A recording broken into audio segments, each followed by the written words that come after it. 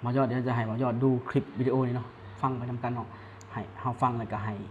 FC ฟังไปนำเฮาเนาะเป็นคลิปนี้แล้วเฮามาแสดงความคิดเห็นกันลองหมดนะคือว่าจะเห็นดิฉันขอเรียกร้องให้รัฐบาลไทยนะคะ ส่งแรงงานเขมรทั้งหมด 100% กลับบ้าน แล้วไม่ต้องให้เข้ามาในประเทศไทยอีก ดิฉันพูดอย่างนี้นะคะ คนเขมรอาจจะโกรธเคือง แต่ดิฉันต้องบอกก่อนว่า ดิฉันไม่ได้มีอคติกับคนเขมรแล้วก็เห็นอกเห็นใจเขาด้วย ถ้าย้อนกลับไปดูคลิปเก่าๆไม่ว่าจะเป็นเขมรหรือชาติไหน ดิฉันก็พูดในเรื่องของแง่ดี คนเราอ่ะ มันมีทั้งดีทั้งเสีย มีทั้งขาวทั้งดำ ไม่มีใครขาว 100% ไม่มีใครดำ 100%ดิฉันเห็นใจ ดิฉันเข้าใจ ดิฉันเข้าใจคนเข้าใจโลก แต่ณวันนี้ ประเทศเขมรเนี่ยนะ กล้าเหิมเกิมกับประเทศไทย ท้าตีท้าต่อยเรา เพราะอะไร ถ้าเศรษฐกิจเขาแย่มากอ่ะ เขายังประคองตัวเอาตัวไม่รอดอ่ะ เขาจะเอาความสามารถที่ไหนมาท้าตีท้าต่อยเรา เขาก็ต้องไปสนใจปากท้องเขาก่อนใช่ไหม แต่วันนี้แรงงานเขมรจำนวนมากเข้ามาอยู่ในประเทศไทย หนีร้อนมาพึ่งเย็นมาหางานทำส่งเงินกลับไปเลี้ยงดูพ่อแม่และครอบครัวให้มีความสุขมีความสบายมากขึ้น ส่งผลให้เศรษฐกิจของเขาดีเขาก็เก็บภาษีได้มากขึ้น ธุรกิจการค้าเศรษฐกิจของเขมรดีขึ้นกว่า30 ปีที่แล้วเยอะมากพอเขาดีขึ้นน่ะเขายืนได้เขาก็เริ่มปีกกล้าขาแข็งเขาเขิมเกลิมใส่เราอย่าให้เขามาหากินบนผืนแผ่นดินไทยแล้วเอาเงินนั้นน่ะกลับมาทำร้ายคนไทยประเทศไทยคุณต้องส่งเขมรทั้งหมดกลับบ้านเราไม่สามารถที่จะกลั่นกรองได้ว่าเขมรคนไหนเป็นคนดีเขมรคนไหนเป็นคนไม่ดีใครจะรู้เขมรที่เข้ามาอยู่ในประเทศไทยอ่ะอาจจะมีสปายมีสายลับซ่อนอยู่เพื่อที่จะมาสืบความลับของเราดูจุดอ่อนของเราแล้วโจมตีเราอยู่ก็ได้เพื่อนบ้านที่ไม่น่ารักเราไม่จำเป็นที่จะต้องคบก็ได้นะปล่อยให้เขาโดดเดี่ยวลองดูผู้นำจีนดิผู้นำจีนเห็นความเป็นนกสองหัวของคนประเทศเนี้ยเขายังไม่เอาเลยเขาไม่ได้ให้ความช่วยเหลืออะไรแล้วเขายังตัดหางปล่อยวัดที่ไทยก็ไม่ต้องเล่นบทเป็นพระเอกนางเอกไม่ต้องใจดีขนาดนั้นเอาเขากลับไปสุดท้ายอ่ะให้เขาไปลำบากกันเองที่นู่นเพราะว่าอะไรรู้มะผู้นำมันจะอยู่ได้ยังไงถ้าประชาชนลุกฮือก็เอาแรงงานเขมรที่อยู่ในเมืองไทยเนี่ยส่งกลับไปให้ลำบากกันที่บ้านแล้วเขาจะได้ตัดสินกันเองว่าควรจะเปลี่ยนผู้นำได้หรือยังไม่ใช่ให้สองพ่อลูกนั่นน่ะครอบงำเขมรแล้วทำร้ายเขมรทำร้ายเพื่อนบ้านอย่างประเทศไทยนะคะส่งกลับไปเหอะอย่าเอาหนอนไว้ในตะกร้าผลไม้เพราะมันจะกินผลไม้หมดเนาะหมอยอดคือว่าได้ฟังคลิปนี้แล้วได้ไงคิดอะไรก่อนอื่นกล่าวสวัสดีครับผมสวัสดีครับสวัสดีครับผมสวัสดีครับก็คลิปวิดีโอที่เราฟังไปนะหมอยอดเนาะเป็นการแสดงความคิดความเห็นและก็นำเสนอแนวทางของเอื้อยเพิ่นเนาะว่าซั่นไปแม่นก็เป็นพี่น้องฝั่งไทยก็คือเพิ่นนำเสนอว่าให้ส่งแรงงานเขมรกลับไปส่งแรงงานชาวกัมพูชากลับไปยังประเทศกัมพูชาอย่างต้นทางเหตุเพราะว่าเพิ่นบ่ได้ใจร้ายใจดำนะอันนี้บอกจะฟังแล้วคือเข้าถึงความรู้สึกเลยรู้สึกเห็นใจเพิ่นขนาดเลยนะด้วยความที่ว่าเฮาเนาะเป็นแรงงานมาขอพึ่งบุญบารมีคนไทยมาทำมาหากินอยู่ที่นี่ได้เงินส่งกลับไปประเทศเฮาส่งกลับไปบ้านเกิดเมืองนอนเฮาด้วยความอุดหนุนจุนเจือจากเฒ่าแก่ไทยจากเจ้านายจากคนไทยให้เฮามีพื้นที่ให้ได้ทำสิ่งที่ดีกับบ้านเกิดเมืองนอนเฮาเนาะแต่แล้ววันหนึ่งเนาะกับเมืองกับกินบนเรือนขี่รถบนหลังคาก็คือเฮาเพิ่นให้ทุกอย่างกับเฮากินอิ่มนอนอุ่นแล้วเฮากลับมาตอบสนองโดยการเขาเอิ้นหยังเหมือนมาทำลายเนาะเหมือนมาทำลายแต่แท้เหมือนแท่งข้างหลังเฮ็ดให้เพิ่นเลยอยากเสนอว่าส่งกลับไปเพิ่นบ่ได้ใจร้ายนะแต่ว่าเพิ่นบ่สามารถคัดกรองได้ดอกนะว่าคนใดดีคนใดบ่ดีเนาะ ถึงคัดกรองได้มันก็บ่ทั้งหมดเพราะฉะนั้นลองเบิ่งดูลองส่งกลับไปเพราะสิ่งเหล่านี้เพิ่นเฮ็ดได้นะบ่ยอดถ้าเพิ่นเฮ็ดได้นะเพราะว่าแรงงานที่อยู่ในระบบต่างๆเนี่ยหรือว่าบ่ได้อยู่ในระบบก็ตามเนาะเพิ่นสามารถทำได้อยู่แล้วอันนี้คือประเทศเพิ่นสามารถเอาแรงงานทุกคนนั่นน่ะส่งกลับไปยังบ้านเกิดเนาะเพราะว่าเงินจำนวนที่แรงงานเหล่านี้คิดมาหาได้ในประเทศไทยมันหลายมันมหาศาลส่งกลับไปยังประเทศมันก็เป็นการใช้จ่ายเป็นภาษีที่รัฐเขาต้องเก็บเนาะเอามาใส่เป็น GDP ภายในประเทศก็เป็นส่วนใหญ่ประเทศในประเทศเขาก็อาจจะมีเงินมียังหลายขึ้นอย่างที่เพิ่นบอกไว้เนาะนะแล้ววันใดคืนดีวันดีคืนดีก็บ่พอใจคนไทยแล้วก็อยากมาท้าตีท้าต่อยอยากได้นู่นอยากนี่ก็ยังอ้างสิทธิ์ตรงนั้นอ้างสิทธิ์ตรงนี้อันนี้บ่จะบ่ได้ไปก้าวไกลนะอันนี้เว้าตามเพิ่นเว้าเนาะนี่บ่จะเลยเข้าใจเลยเนาะเข้าถึงความรู้สึกคนไทยเลยว่าโอ้เฮาเฮ็ดดีนำขนาดนี้เฮาเป็นมิตรขนาดนี้แต่เขาคือบ่เป็นมิตรของเฮาเลยเนาะแล้วคนที่เขาเลี้ยงไว้คนที่เขาดูแลอยู่ในประเทศนี้ในบ้านเกิดเมืองนอนเขามันต้องรู้สึกเจ็บปวดนะบ่จะคิดว่าบ่ยอดคิดบ่คือข่อยเลี้ยงลูกให้เจ้าอยู่นะเจ้าบ่เป็นพ่อเนี่ยเจ้าหาเรื่องข่อยได้ตลอดเวลาแต่ลูกเจ้าเนี่ยข่อยเบิ่งแย่งให้ข่อยดูแลให้ข่อยคุ้มครองให้แต่เจ้าน่ะท้าต่อยข่อยบ่เว้นวันข่อยเป็นประชาชนคนหนึ่งหรือเป็นคนอยู่ในเฮือนหลังนี้ข่อยเห็นแล้วข่อยคงจะเจ็บปวดเหลือเกินในมุมมองของเจ้าว่าไดในมุมมองของบายอนนะก็ถือว่าแบบว่าทางเอื้อยเพิ่นเว้าเนาะเพิ่นก็ว่าถือว่าแบบว่าเป็นคนที่คล้ายๆว่านิรคุณเนาะนิรคุณแผ่นดินไทยนะแม่นเพราะว่าคืออย่างทุกอย่างหลายคนนะที่มาหาเงินอยู่ในประเทศไทยเนาะแล้วถามว่ามาทำงานในประเทศไทยมันสิเกี่ยวหยังกับบ้านเมืองเพิ่นมันสิเกี่ยวหยังกับประเทศเพิ่นเกี่ยวเด้มันเกี่ยวเพราะว่าคือหาเงินในประเทศไทยเนาะส่งกลับบ้านก็ทางพุ่นก็จะได้เงินจากตรงนี้เด้เพื่อแบบว่าไปซื้อของอยู่ของกินเฮ็ดให้เศรษฐกิจทางกัมพูชานี่ดีขึ้นดีขึ้นแต่ว่าพอมีเหตุการณ์แบบนี้นะหลายคนก็น้อยใจเนาะคือทางไทยเพิ่นก็น้อยใจว่าโอ้ทั้งที่เฮาให้เฮ็ดงานเฮ็ดเนาะหรือว่าทุกคนมาก็ดีขึ้นนะเพราะประเทศไทยแน่นอนว่าทางกัมพูชาเองเนาะบางคนก็คือเพิ่นเว้าล่ะก็จะมีคนดีและคนบ่ดีเฮาก็บ่สามารถแยกได้นะว่าผู้ใดคนดีหรือว่าบ่ดีนะแต่ว่าทุกคนน่ะถ้าเกิดเหตุการณ์แบบนี้นะเพิ่นก็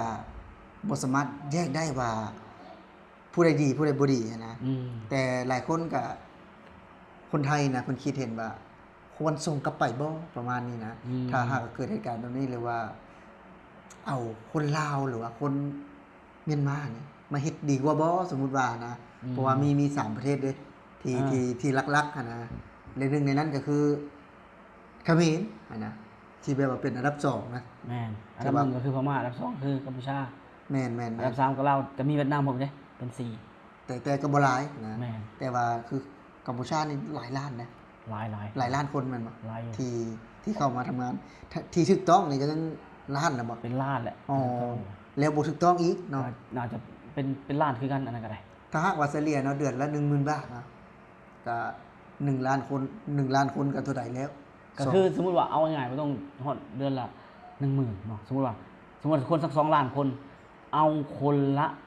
5,000 คิดแค่นี้เนาะส่งกลับประเทศนะส่งกลับประเทศคนละ 5,000 เนาะ10คนนี่ก็50,000เลย100คนหาแสนพันคนหาล้านโอ้โหล้านคนจะว่าโอ้โหมหาศาลเลยนะเป็นพันล้านเลยนะ5ล้านคนนะแม่นถ้าคนมันแบบว่ามหาศาลก็คือสิ่งที่เจ้าได้กลับไปแล้วกลายเป็นว่าเอาเงินที่ได้จากประเทศไทยจากหาจากประเทศไทยนี่กลับมาทำลายคนไทยมันก็เป็นอย่างที่ฟังแล้วมันก็น่าเศร้าใจนะน่าเห็นใจขนาดบ่จะคิดว่าเลยนะเพราะว่าจะเป็นคนที่หลายคนอาจจะว่าบ่จะอวยไทยเนาะบ่จะศรัทธาในไทยแห้งบางคนอาจจะว่าจังซี่เนาะจะแบบว่าอาจจะบ่เข้าข้างกัมพูชาอาจจะบ่เข้าข้างกัมพูชาบางคนอาจจะแต่เฮาคิดในความเป็นจริงเลยบ่จะคิดแบบเป็นกลางเลยนะบ่จะคิดว่าแบบเป็นกลางนะแบบว่าบ่จะเป็นคนลาวเป็นคนลาวแล้วบางคนอาจจะคิดว่าบ่จะหักกัมพูชาด้วยซ้ำเนาะถ้าในนามประวัติศาสตร์โอเคแหละแต่ในความเป็นจริงบ่จะต้องยอมรับเลยว่าบ่จะผูกพันกับประเทศไทยแต่บ่จะขอคิดแบบเป็นกลางว่ากรณีแบบนี้เนาะคนกัมพูชานี่ มาทำมาหากินอยู่ประเทศไทย มาขออยู่ในเฮือนเพิ่นอย่างที่คอยบอกเจ้าว่ายอดลูกเจ้ามาอยู่ในเฮือนข่อยเบิ่งแย่งให้แล้วลูกเจ้านี่ก็เฮ็ดเวียกเฮ็ดงาน เก็บเวียกงานเฮือนข่อยให้เงินให้หยังก็ให้ตามอัตราที่เฮาตกลงกันนั่นแหละแล้วเจ้าก็ส่งไปจุนเจือเจ้าครอบครัวเจ้าผู้อยู่ทางพุ่นหาเรื่อง เพื่อมาทำลายข่อยผู้ดูแลพวกเขานี่ก็บ่แน่พวกเขาเหล่านี้ก็อาจจะเป็นส่วนหนึ่งนะเป็นส่วนนึงเจ้าส่งเงินกลับไปอุดหนุนกลับไปซัพพอร์ตก็เงินส่วนนั้นก็มาทำลายข่อยมันก็ลองคิดเบิ่งนะมันเป็นหยังที่บ่ยุติธรรมกับคนไทยเลยบ่ยุติธรรมเลยเนาะทุกคนเล่นน้ำซ้ำน้ำบ่ยอดนะอินฟูต่างๆหรือว่า TikToker ยูทูบเบอร์ก็มีมาทำคลิปทำคอนเทนต์น่ะด่าแล้วอยู่ในประเทศไทยนี่ก็มีคนที่เป็นแรงงานน่ะอยู่ประเทศไทยมีบางคนเนี่ยกลับไปจากประเทศไทยไปทำอยู่พุ่นเลยกันด่าประเทศไทยต่อว่าท้าทายท่าที่ท่าต่อที่กันและสิ่งเหล่านี้ผมจะคิดว่ามันเรื่องผมจะบ่ค่อยเห็นแบบว่าคนฝั่งนั้นเขาเจ้าแบบเตือนกันเลยนะเรื่องนี้นะยับยั้งกันว่าเหมือนจุ่มเฮาเวลาเห็นไปบุรีเฮาเอาขึ้นมาแบบวิจารณ์กันเลยยับแต่เขาเจ้าสิบ่เฮ็ดแบบนั้นแหละแต่เขาเจ้าจะวิจารณ์แบบถ้าวิจารณ์คนไทยเขาเจ้าจะร่วมกันวิจารณ์เลยแบบนี้นะเขาเจ้าจะมาเฮ็ดแบบนี้อ่ะอ๋อจะบ่ได้ค่อยมีแบบว่าออกมาต่อต้านเนาะว่า บ่มี แบบว่าคนลาวคนกัมพูชานี่บ่ดีในไทยนี่ เขาเจ้าจะบ่ต่อต้านเลย อ๋อ เขาเจ้าสิส่งเสริมกันไปเลยเนี่ย อ๋อ คือสิ่งหนึ่งที่ผมจะแบบบ่โอเคขนาดในเรื่องนี้เนาะในขณะที่คนไทยเหมือนเว้านะในบางคนที่เพิ่นบ่โอเคถ้าเกิดมีคนเว้ายังมีคนเว้ามีคนวิจารณ์แห้งๆนี่เพิ่นยังมีคนมาห้ามกันอีกนะขนาดทั้งที่เพิ่นถูกนะเพิ่นยังบ่ให้เว้าหลายบ่ให้เว้าเต็มที่อ่ะแบบเพิ่นยังมีการมาห้ามกันนี่เป็นคนไทยนะพระเจ้าสิเป็นแบบนี้นะ เอาเว้าแล้วกันน้ำใจเนาะน้ำใจคนไทยก็เป็นที่หนึ่ง ในการรักษาน้ำใจผู้อื่น คนไทยเป็นที่หนึ่งอยู่แล้ว ในการรักษาใจผู้อื่นบอกทำลายคนอื่นเนี่ยแต่อย่างที่เพิ่นบอกเลยเมื่อก่อนเพิ่นเว้านะถ้าลองมีคนแบบว่าไปวิจารณ์ไปด่าเนี่ยมันตกเมื่อก่อนเนี่ยคนเขมรคนลาวคนหยังเนี่ยเพิ่นก็สิไปปรามนะวันนี้เพิ่นก็สิไปเว้านั่นนี่เพิ่นเห็นใจนะแต่มื้อนี้เพิ่นเองก็มันเกินไปแล้วอะแบบนี้มันเกินไปเนาะนะเพิ่นเองจำเป็นต้องแสดงแบบว่าให้เห็นว่านี่ประเทศเพิ่นมันก็ต้องหักพ่อแม่เพิ่นมันก็ต้องหักเจ้ามาอยู่น้ำข่อย แต่เจ้าคนที่เจ้าเทิดทูนบูชานี่บ่เคยดีกับข่อยเลยมีแต่หาเรื่องข่อยอย่างเดียวมันเมื่อยใจมันเหี่ยใจถ้าเพิ่นอยากส่งกลับบ่ยอดคิดว่าเพิ่นส่งได้บ่ล่ะอันนี้ประเทศเพิ่นนะ ถ้าหากว่าส่งน่ะส่งได้นะมันก็คิดว่า ก็ในสมมุติเฮือนข่อยอ่ะลูกเจ้าข่อยส่งกลับมาในลูกของข่อยบ่เอาแล้วบ่ไหวแล้วข่อยมันเฮ็ดได้เพราะหยังมันจะได้ฮู้ว่าเฮ้ยนี่เหมือนเจ้าบ่อยากเป็นมิตรกับข่อยเจ้าบ่ต้องมาอยู่เฮือนข่อยนี่เหมือนเจ้าบ่มีความหักต่อข่อยเลยบ่มีความซื่อสัตย์ต่อข่อยเลยเจ้าพร้อมที่จะหักหลังข่อยได้ทุกเมื่อข่อยก็บ่สิเลี้ยงว่าเฮ็ดหยังหั่นน่ะข่อยเอาผู้อื่นมาทดแทนได้บ่ต้องเอาลาวบ่เอาบ่ต้องเอาพม่าก็ได้เอามีประเทศอื่นอย่างเนปาลนี่อย่างบังกลาเทศนี่ขอแค่ไทยอยากได้แรงงานนี่บังกลาเทศเนี่ยขอแค่ไทยอยากได้เขามาเลยทันทีทดแทนได้สบายถ้าเว้าถึงแรงงานนะแม้จะไกลน้อยหนึ่งนะแต่ยอมได้บ่ล่ะกัมพูชา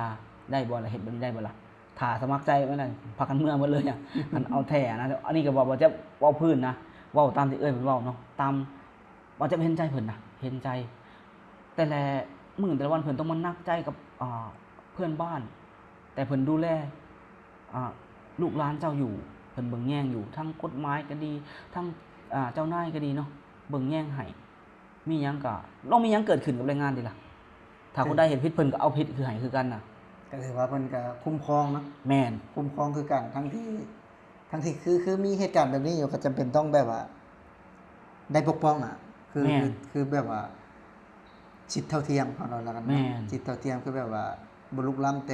แต่นี่ก็บ่แม่นทางนั้นเพิ่นแจ้งมานะก็คือแบบว่าเป็นความคิด เป็นความคิด เป็นความคิดเป็นแนวคิดของคนไทยผู้หนึง แม่ นั่นล่ะที่แบบว่าเห็นเหตุการณ์แบบนี้มาแล้วแบบว่า มันน้อยใจเนาะ แม่นน้อยใจ ที่แบบว่า จริงๆถ้าเกิดว่าคนไทยหลายคนคิดแบบนี้แล้วเพิ่นต้องการแบบนี้นะมันเกิดขึ้นได้นะว่ายอด เพราะฉะนั้นก็อยากให้นะเอาจริงบ่จะเป็นบ่ห้ามไปได้นะบ่จะนำเสนอให้ฟังเนาะแต่อยากว่าให้คนกัมพูชาที่อยู่ในประเทศไทยเนาะบ่จะไปสื่อสารภาษาไทยแล้วกันคนกัมพูชาที่อยู่ในประเทศไทยที่เป็นแรงงานบ่จะก็เคยมีเพื่อนเป็นกัมพูชานะเมื่อก่อนเนาะตอนทำเครือข่าย หรือว่าตอนทำงานที่บางแคหลายคนอยู่ เพราะฉะนั้นถ้าพวกเราที่อยู่ในเมืองไทย เราก็แค่รู้จักสงบเสงี่ยมเตรียมตัวเนาะโอเคแหละเรื่องของอนาคตเรื่องของผู้นำนี่เราก็คงจะไม่ไปก้าวไกลหรอกเนาะแต่พูดถึงว่าเราที่เป็นแรงงานด้วยกัน เราอย่าได้ทำคลิปทำวิดีโอออกมาด่าว่าด่าทอให้คนไทยเลย เพราะเรามาอาศัยเขาอยู่ อาศัยอยู่ในที่นี้ไม่เราไม่ได้อยู่อย่างขาดแคลนนะอย่างตะกำลำบากไม่ใช่นะเราอยู่เหมือนกับพลเมืองไทยคนหนึ่งนะเราได้สิทธิขั้นพื้นฐานครบทุกประการคนไทยมอบให้เราทุกอย่าง เพราะฉะนั้นแล้วเราที่อยู่ตรงนี้เราทำหน้าที่เราให้ดีที่สุด ถ้าวันหนึ่งต้องโดนส่งกลับจริงๆเราต้องยอมรับเนาะเพราะว่ามันเป็นเรื่องของผู้ใหญ่เราก็ต้องทำตามนะเพราะฉะนั้นอย่างน้อยๆเนี่ยก็ให้คนไทยรู้สึกว่าสงสารเห็นใจเห็นอกเห็นใจ แล้วถ้าวันหนึ่งมันดีขึ้นทุกอย่างก็กลับมาเราก็อาจจะกลับมาได้ แต่ว่าก็หวังว่านะจากนี้ไปก็ขอให้ทุกอย่างมันจบลงด้วยดีเนาะจบลงด้วยดี และเราเป็นแรงงานเราก็อย่าออกมาซ้ำเติมอย่าออกมาทำคลิปทำอะไรก็แล้วแต่ที่ต่อว่าให้เจ้าบ้านให้เจ้าของประเทศที่เรามาขอพึ่งบุญบารมีเขานะบ่าวยอดเนาะ แม่น บ่าวยอดมียังเพิ่มเติมอยู่บ่ ๆก็คือเว้าแล้วเขาก็เว้าไป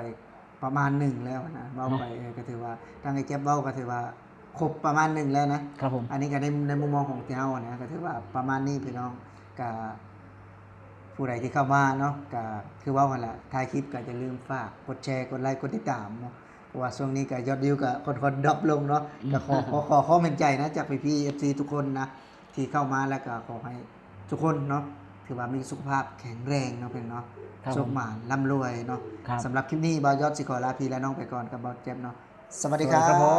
มสวัสดีครับ